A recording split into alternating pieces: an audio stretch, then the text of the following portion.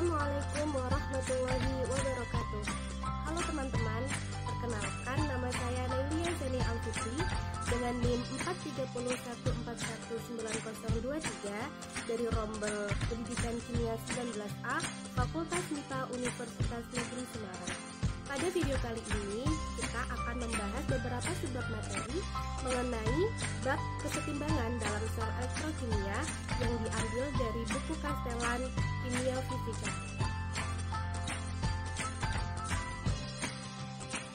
Sebelum menuju ke pembahasan materi, apakah kalian tahu bahwa aki atau akumulator merupakan salah satu contoh dari aplikasi sel elektrokimia?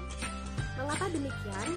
Karena ternyata aki dapat menghasilkan arus listrik sehingga dapat menyalakan starter, lampu, sen, dan klakson pada mobil atau motor kalian.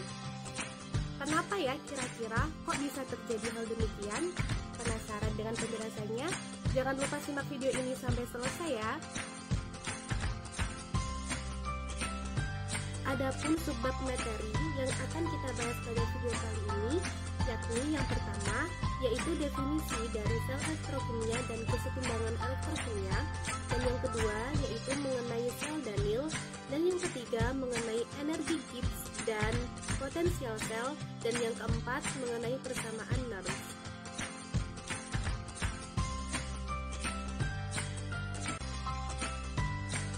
Oke teman-teman, langsung saja kita masuk ke pembahasan pertama yaitu definisi.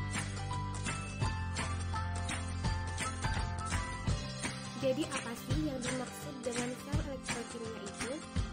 Elektrokimia adalah ilmu yang mempelajari tentang hubungan antara perubahan atau reaksi kimia dengan kerja listrik. Biasanya melibatkan sel elektrokimia yang menerapkan prinsip reaksi redoks dalam aplikasinya. Sementara kesetimbangan elektrokimia mencakup studi tentang kesetimbangan reaksi ion dalam sebuah sel elektrokimia yang terdiri dari dua elektroda yang disebut dengan katoda dan anoda, di mana akan dihasilkan energi listrik. Sel elektrokimia itu sendiri dibagi menjadi dua bagian. Yang pertama yaitu sel volta atau sel galvanik, dan yang kedua yaitu sel elektrolisis. Lalu, apa sih bedanya sel volta dan sel elektrolisis? Sel volta merupakan perubahan energi kimia menjadi energi listrik, sementara sel elektrolisis merupakan perubahan energi listrik menjadi energi kimia. Kemudian, katoda pada sel volta bermuatan positif dan anodanya bermuatan negatif. Sementara pada sel elektrolisis, katodanya bermuatan negatif dan anodanya bermuatan positif. Lalu, reaksi yang terjadi pada sel volta berlangsung secara spontan, sementara reaksi yang terjadi pada sel elektrolisis berlangsung secara tidak spontan. Subbab materi yang kedua yaitu sel Daniell. Sesuai dengan namanya, sel Daniell ditemukan oleh John Frederick Daniell yang ditemukan pada tahun 1836. Sel Daniell merupakan salah satu contoh dari sel volta atau sel galvanik. Ia terdiri dari dua sistem elektroda dan dipisahkan oleh jembatan garam. Nah, jembatan garam ini berfungsi untuk membiarkan arus mengalir antara dua kompartemen. Selain itu, untuk mencegah agar dua larutan tidak bercampur. Tiap setengah sel terdiri dari logam seng atau tembaga yang dibenamkan dalam larutan garam logam yang sangat larut seperti zinc sulfat dan tembaga 2 sulfat. Elektrodanya dihubungkan ke bagian luar oleh dua platina hitam.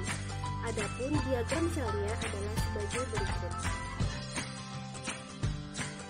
Berikut merupakan reaksi yang terjadi pada sel Daniell.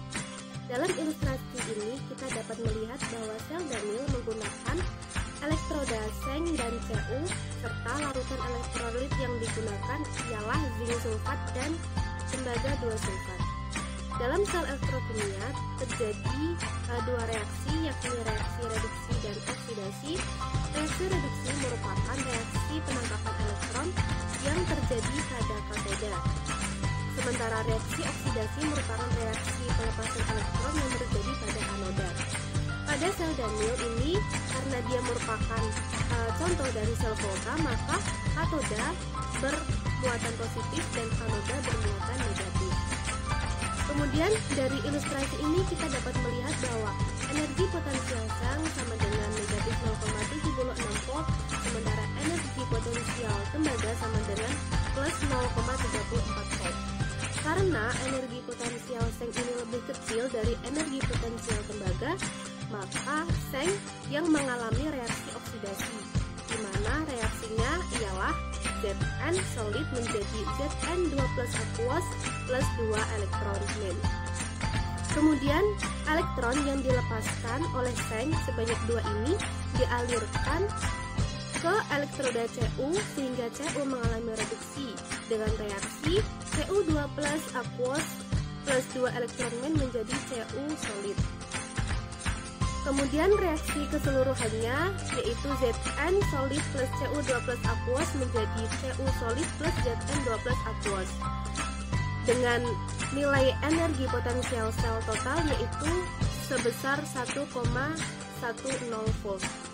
Nah, pengaliran elektron dari Zn ke Cu inilah yang menyebabkan sel volta dapat menghasilkan arus listrik.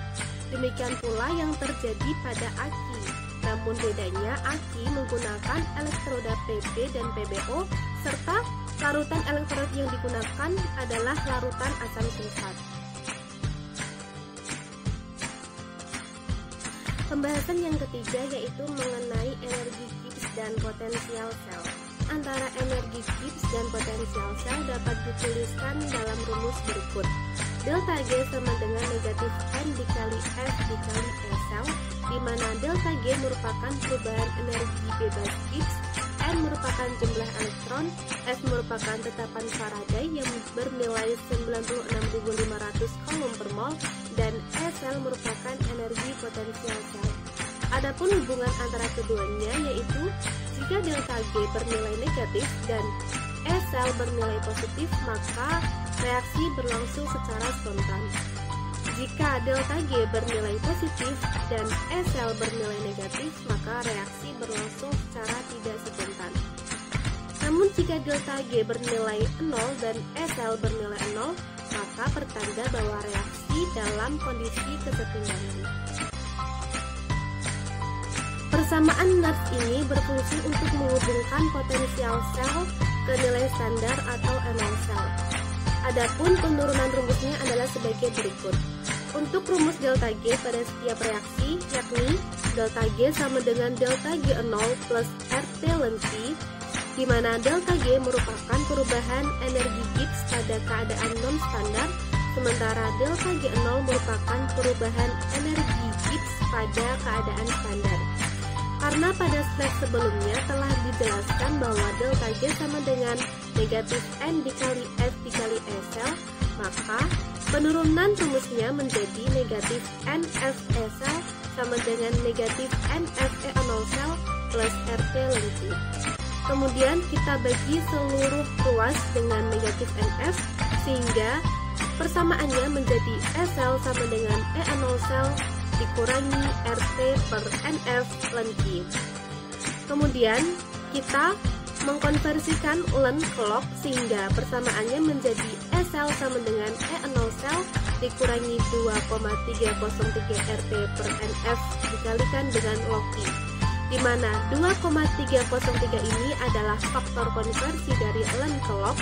R merupakan konstanta gas yang besarnya adalah 8,314 Joule per kilomol, T merupakan suhu dalam Kelvin, N merupakan jumlah elektron, F merupakan konstanta Faraday yang besarnya adalah 96.500 coulomb per mol, dan Q merupakan hasil bagi aktivitas, di mana Z konsentrasi Z yang teroksidasi dibagi dengan konsentrasi Z yang tereduksi.